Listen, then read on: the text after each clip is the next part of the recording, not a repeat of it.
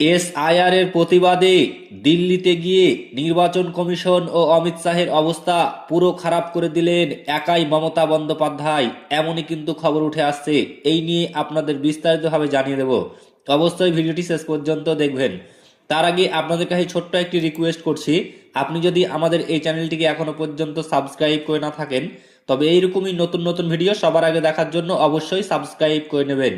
বঙ্গভবন কার্যত ঘেরাও, দিল্লি পুলিশের বিরুদ্ধে সরব মুখ্যমন্ত্রী মমতা বন্দ্যোপাধ্যায়। দিল্লির রাজনৈতিক মহলে সোমবার এক অস্বাভাবিক দৃশ্য দেখা গেল।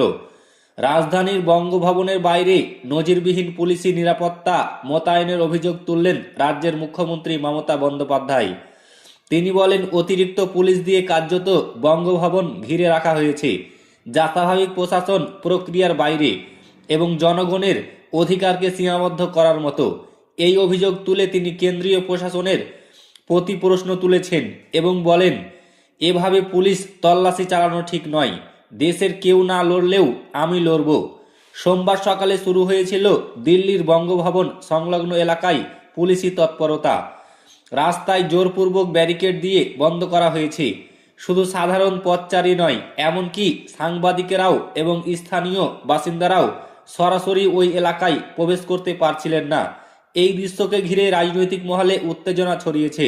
মুখ্যমন্ত্রী মমতা বন্দ্যোপাধ্যায় জানান, তার দল ও তিনি নির্বাচন কমিশনের সঙ্গে গুরুত্বপূর্ণ বৈঠক করতে আসছেন।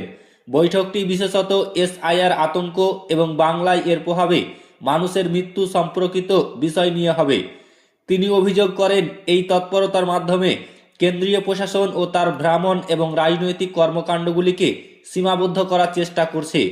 মুখ্যমন্ত্রী বলেন, দেশে কেউ লড়ছে না, আমি লড়ব। মানুষের অধিকার এবং ন্যায় বিচারের পক্ষে দাঁড়াতে আমি পিছপা হব না।